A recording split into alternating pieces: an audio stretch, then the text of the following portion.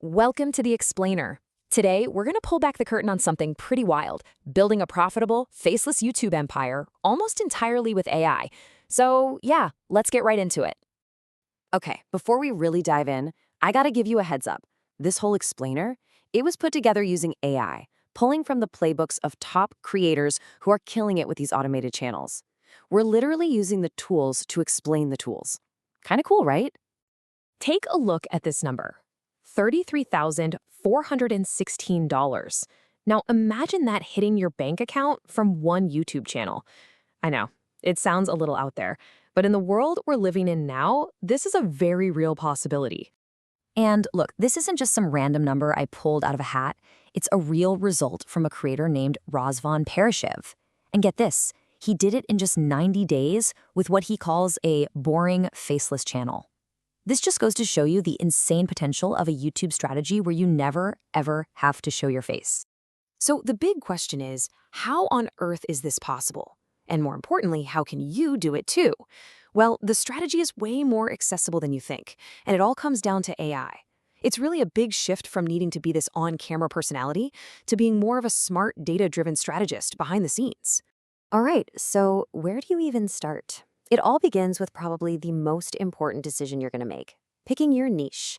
And the secret here is actually kind of counterintuitive. You need to think boring. Okay, so think about the YouTube landscape for a second. It's like a gold rush, right? Everyone's digging in the same spots: finance, travel, gaming, super crowded. But the real gold, the real opportunity, is in these overlooked places, the boring niches, like, say, gardening or restoring vintage cars. There's way less competition and, as you're about to see, the audience there is actually way more valuable to advertisers. And here's the proof in the pudding. This chart is fascinating. It shows a direct link between the age of the audience and how much advertisers will pay to reach them. That's the RPM, or revenue per mil. Basically, older audiences, they have more money to spend, and they often watch on their big screen TVs. Advertisers love that. And that is what makes these so-called boring niches just unbelievably profitable. Okay, great. You've picked your boring niche. So what's next? You can't just start throwing spaghetti at the wall to see what sticks. The smart move is to reverse engineer what's already successful. And yep, you guessed it, we're going to use AI to do the heavy lifting for us. So instead of just guessing, you use a tool like Google's Notebook LM. You find a top channel in your niche, feed it their most popular videos, and literally ask the AI, what's working here? It'll spit back patterns in their hooks, their topics, their structure, everything. It's basically like having a cheat code for YouTube. You get a list of proven video ideas before you even write a single word. All right, so you've got your golden idea, backed by data. Now it's time to actually make the thing. And this is where we build our automated content factory. I'm talking about an AI-powered assembly line that takes you from idea to finished video, and you never have to pick up a camera. So this whole production workflow really breaks down into 3 simple phases. First, you script it. Second, you generate all the pieces, the voice, the visuals, and third, you put it all together. And the best part? Each step has its own set of awesome AI tools to make it happen. So let's kick off with phase 1, scripting. You'll take your research from Notebook LM and pop it into something like ChatGPT or Claude. You'll ask it to refine it, give it a more conversational tone, make it sound human. And here's a little pro tip for you. Tell the AI to act as a professional YouTube scriptwriter. Seriously, that one little phrase completely changes the game and gives you much better results. Now for phase 2. And honestly, this is where the real magic happens, creating your assets. We're talking about voiceovers that are so realistic, you'd swear it's a person, using tools like 11 Labs.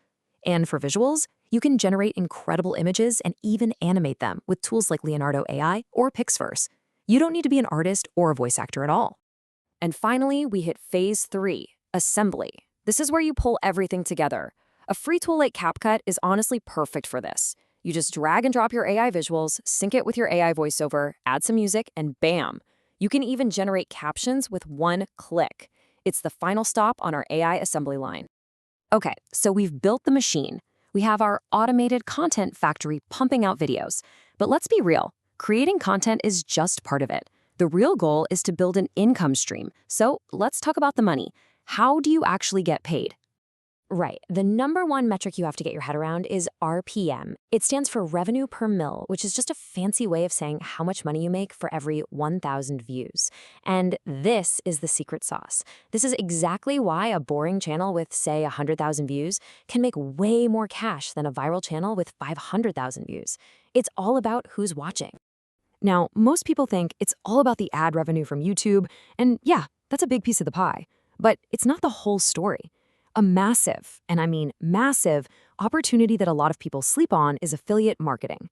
You just recommend products that your audience would actually find useful, and you get a cut. This can easily become a second engine for your business, sometimes even bigger than the ad revenue itself. And check this out. This is another game changer, the cost. Not too long ago, if you wanted to outsource a video like this, you'd be looking at $150, easy. But with this AI hybrid model, you can get that down to under $50. That just completely lowers the barrier to entry. Pretty much anyone can get in the game now. So all of this leaves us with a pretty big question, doesn't it? As AI gets better and better at automating the how, the actual production, what's left for us humans to do?